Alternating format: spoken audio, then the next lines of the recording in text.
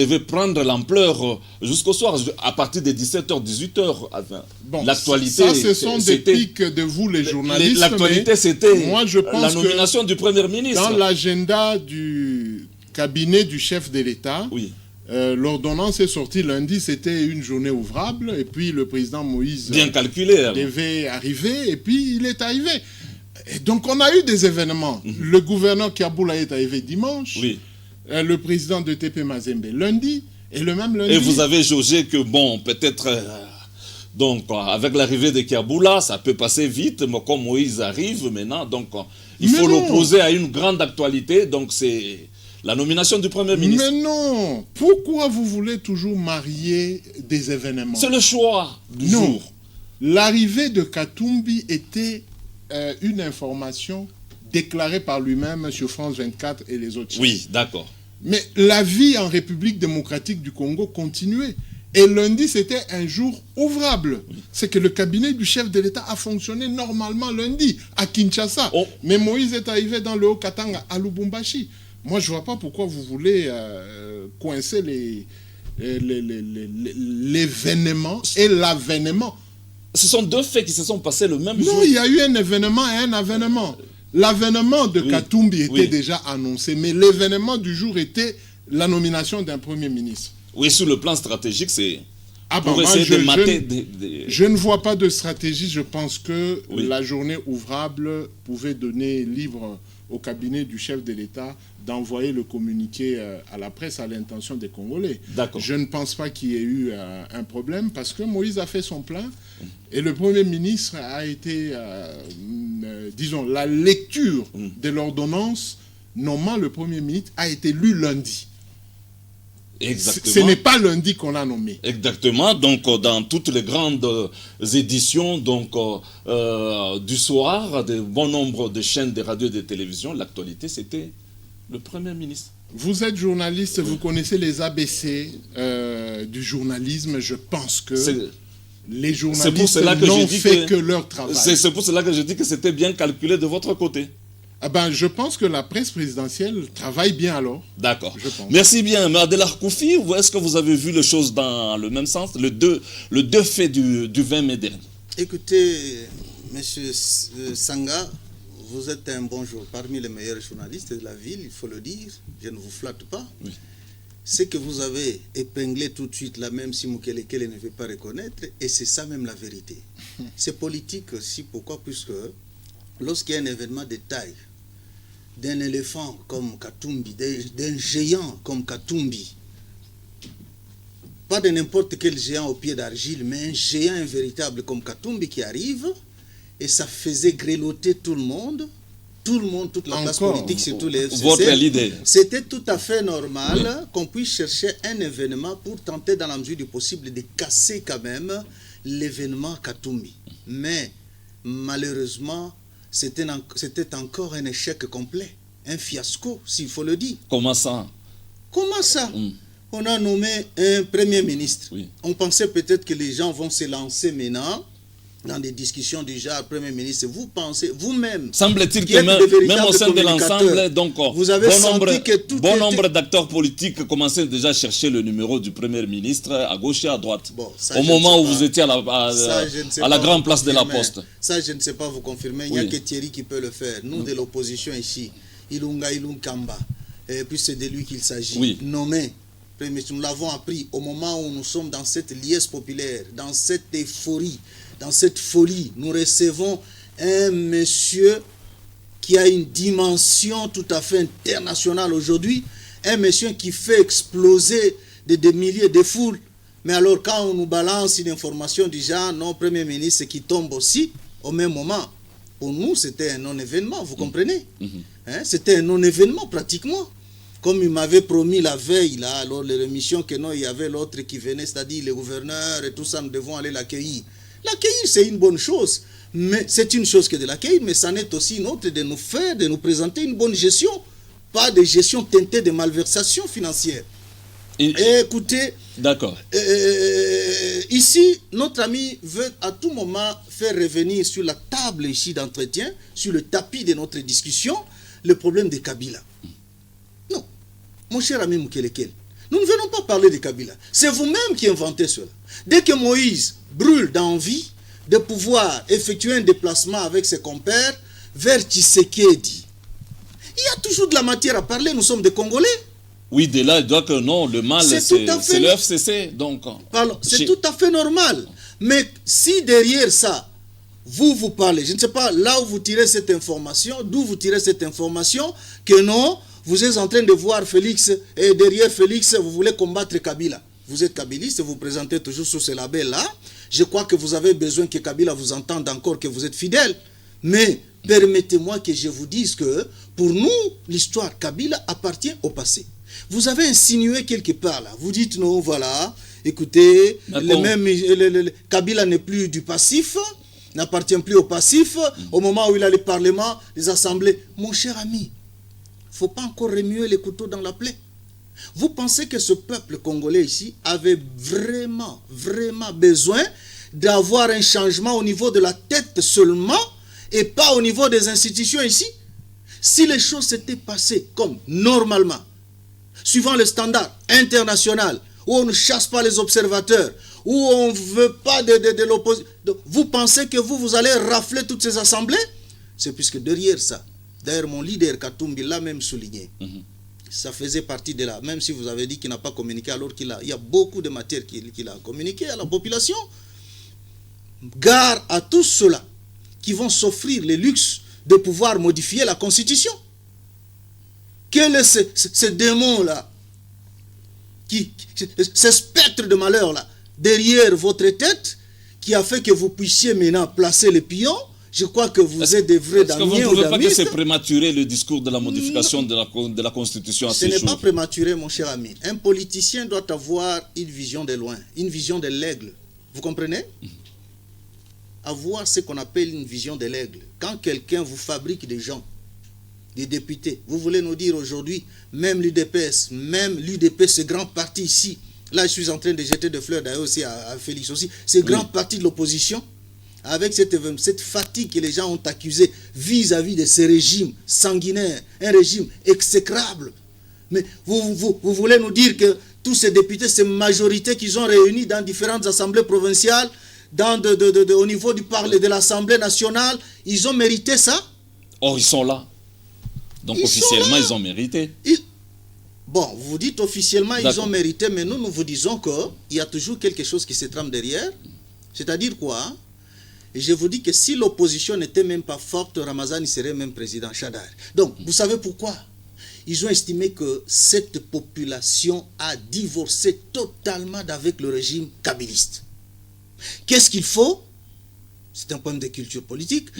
On va brandir, on miroite tout simplement, on fait tout, on lâche au niveau de la présidence, on lâche, mais le reste nous tenons ici. Pourquoi? Puisque toutes ces branches-là ne sont que des centres décisionnels. À ce moment-là, nous aurons le droit, s'il faut l'appeler droit de veto, de faire tout ce que nous voulons dans ce pays. Mais attention, c'est là que je vais chuter en disant ceci. Pourquoi? Tout repose sur le peuple qui est le souverain humain. Je chute en disant, sur ce point ici, en disant ceci. Je vous amène, prenons l'avion, allons au Sénégal, n'est-ce pas? Et la politique sénégalaise nous renseigne que lorsqu'à un moment donné, Senghor a eu des démêlés avec son compagnon de lutte, son grand ami, qui est Mamadou Dia, à telle enseigne que Senghor l'a mis au Nyouf, soupçonnant Mamadou Dia de pouvoir fomenter un coup d'État contre lui. L'homme était très populaire aussi. À un moment donné, suite à une pression populaire, Senghor a demandé à Mamadou, a proposé à Mamadou Dia de quitter la prison. Il dit donc, je vous libère. Moyennant quelque chose. Moyennant quoi? Moyennant renoncement à la vie politique.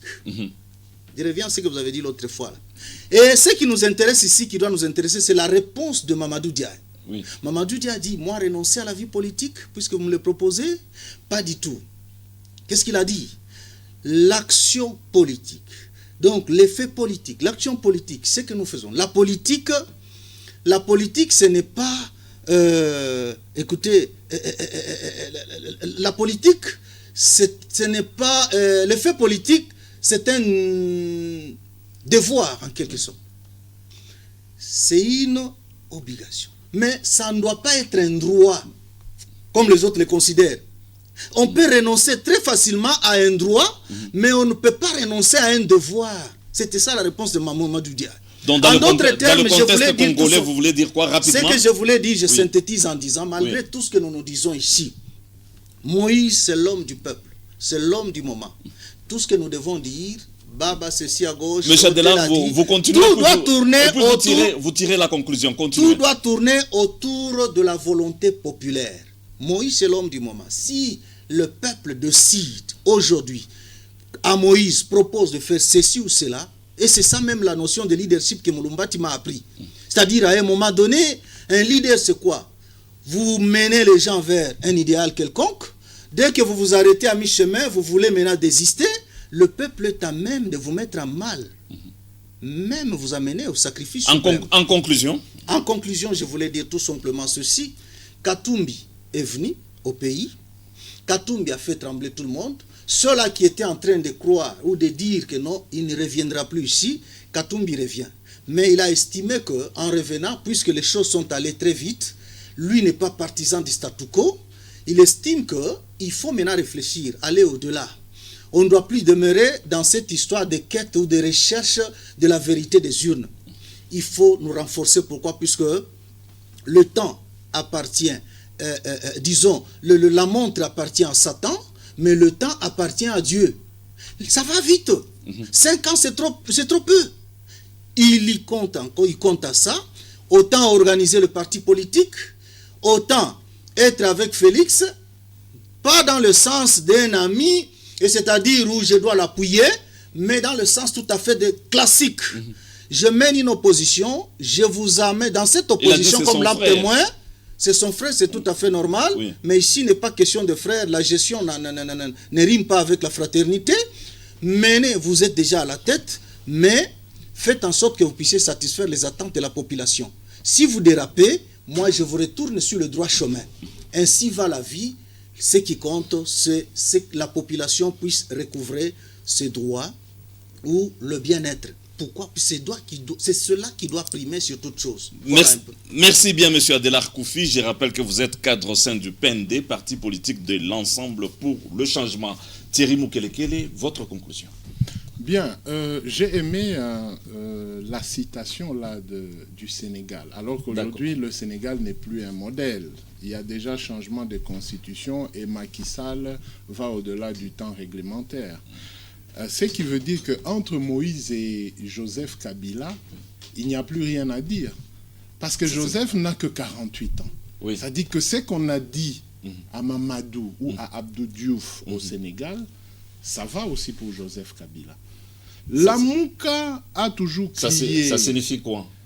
Ça signifie que les devoirs qu'a Joseph Kabila, c'est de continuer à faire de la politique dans ce pays. Donc d'être toujours actif. Actif, comme il est, avec la majorité des parlements sur sa table d'échecs.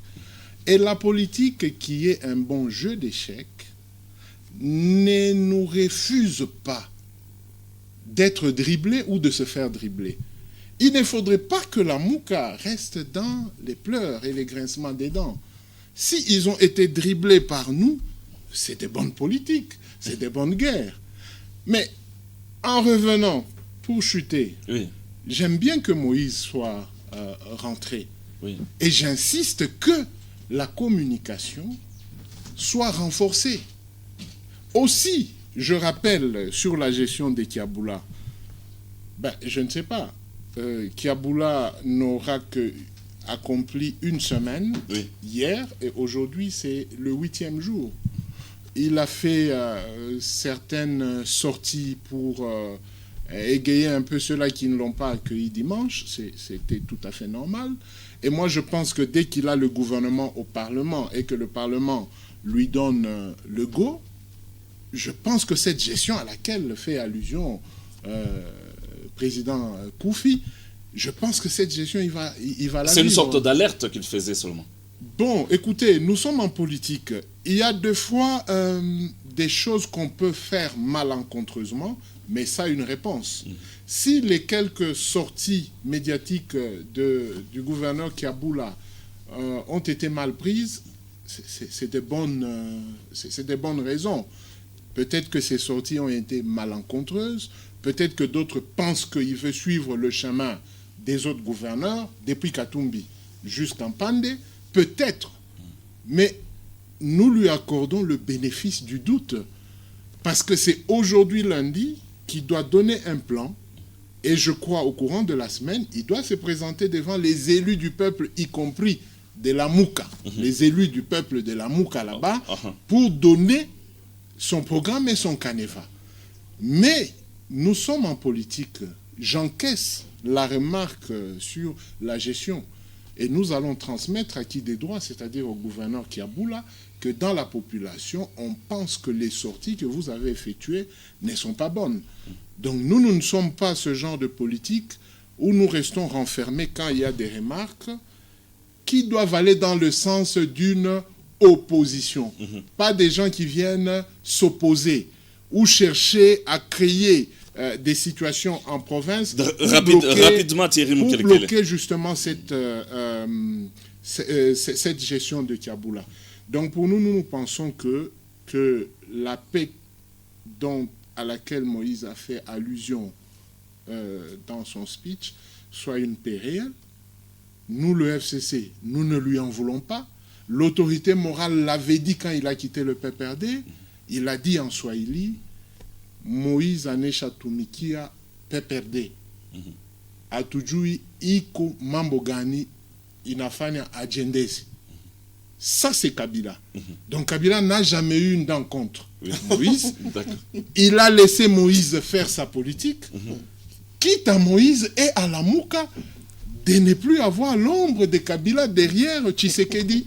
Mais nous, le FCC, nous appuyons totalement Tshisekedi. D'accord. Merci bien Thierry Moukeleke, les cadres au sein du FCC. Mesdames, Mesdemoiselles et Messieurs, ça n'est fini pour le compte de ces magazines. Regard croisé, Donciel Migé était à la réalisation, Jean-Luc Malumba à la régie finale. Le programme continue sur votre chaîne des radios et des télévisions. Au revoir.